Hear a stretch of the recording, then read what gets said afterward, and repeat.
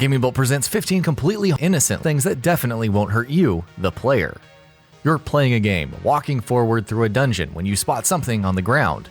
Oh look, you exclaim happily, look at this length of rope that I've found. This is gonna come in handy later when I'm strangulating an NPC for no reason other than I was bored. Cool find, right? You bend down, pick it up, and then BAM! It's not a length of rope, it was all a huge deception.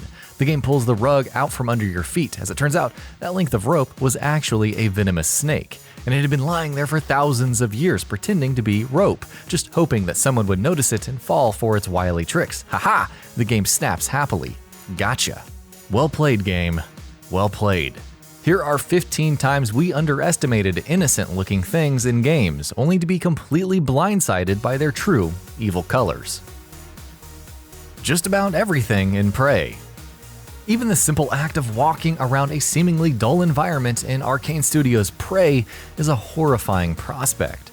The central hook of the mimics, the main enemies you come up against most often throughout the game, is that they can take the shape of literally anything in the world. Every step you take is fraught with tension. Every object you pick up or look at can potentially be deadly. That chair you see there? That boring little pin lying on the table? That plant standing in the corner? Everything in Prey is out to get you. Lureweed, Fallout 4 Far Harbor DLC. Lureweed is a material that is found quite commonly in Fallout 4. It's a substance that you'll be picking up a lot, so props to Bethesda, I guess, for making one of the enemies in the game look almost exactly like lureweed. The legendary glowing angler is an enemy that likes to hide. It also likes to look a lot like lureweed. So even if you weren't hiding, you might not realize it's something that poses a danger to you, at least not at a glance. Though there are ways to tell it apart from lureweed, getting surprise attacked by one is still a very real possibility.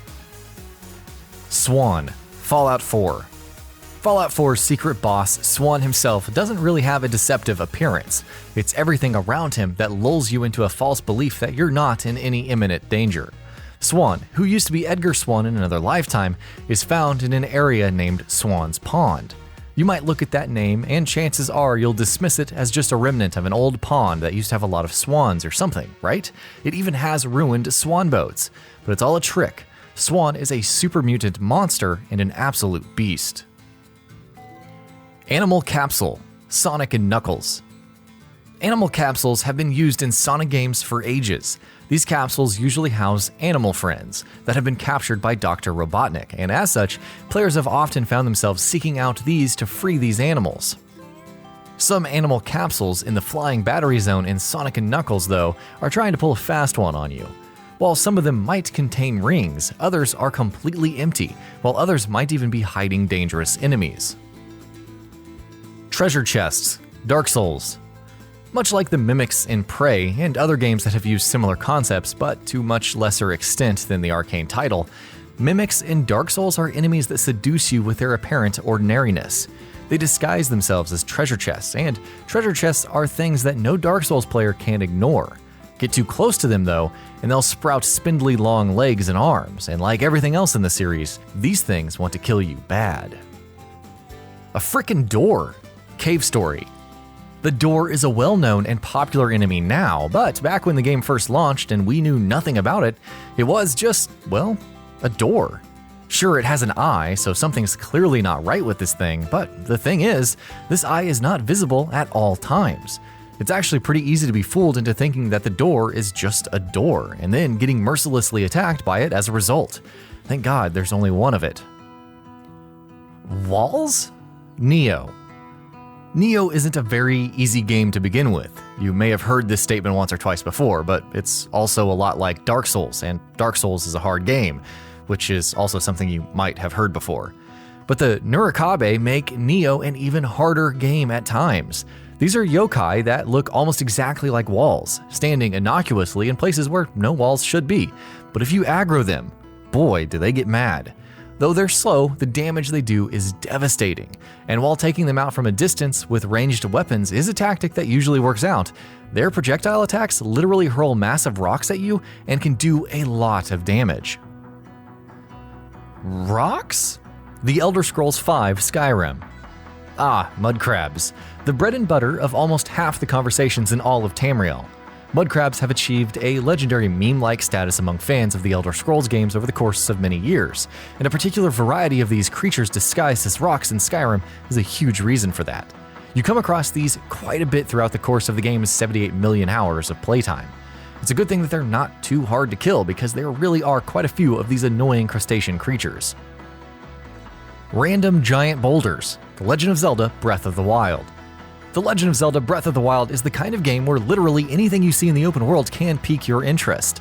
It's brimming with things that can grab your attention even from the corners of your vision, and more often than not, the trek towards these things turns out to be completely worth it. Throughout the world are also littered piles of huge boulders, and at first glance, they look like, they look like piles of huge boulders. As you get closer to them, though, these piles of huge boulders wake from their slumber and take the shape of stone taluses. Huge, colossal beasts made of stone that will squash you like a bug. Yeah, Breath of the Wild's Hyrule is not a friendly place. Merchants. The Legend of Zelda: Breath of the Wild. But yeah, at least the vendors in Hyrule are friendly, right? With their quirky dialogue, endearing animations, and of course the fact that they're all too happy to sell you useful stuff, there can't possibly be any reason to mistrust these guys, right? But some of the merchants randomly milling about in the open world are not merchants at all. Approach them and they quickly show their true forms, transforming into Yiga clan members armed with teleportation abilities, magic spells, and deadly scythes. An innocent piano. Super Mario 64.